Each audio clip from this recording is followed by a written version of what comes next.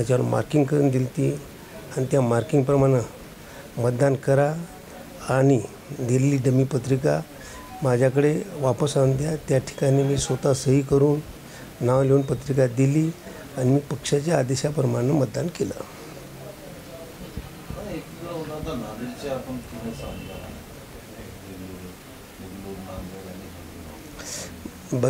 बघितलं असताना मला आणि पक्षाकडून काही आरोप आणि कारण नाही माझ्याकडे। प्रसारमाध्यमातून माझं नाव येत आहे, पण ते चौकशी करतील आणि बरोबर आहे। त्या ठिकाणी 7 का 8 मतदान कमी झाले वाटतं माझ्या मतानं। बघितलं असताना कसं आहे 25 तिथं पडले आणि 7मध्ये नाही का त्या 4 आमचे नाव आलेत।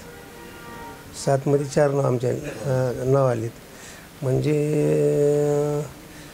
पडले नाहीत, म्हणजे 3 8 इथंच मतदान झालं आहे। बाकीच्या मतदानाचा शोध घेतील असं मला वाटतं। हे बरोबर, हे मान्य आहे। बघितलं असताना पाठीमागं राहुल गांधी आले तेव्हा नाही का अशोकराव चव्हाण साहेब हे भाजपमध्ये जाणार आणि अशोकराव चव्हाण साहेबांसंग माझंही नाव जोडलं होतं, नांदेडच्या सगळ्या खासदारात जोडलं होतं।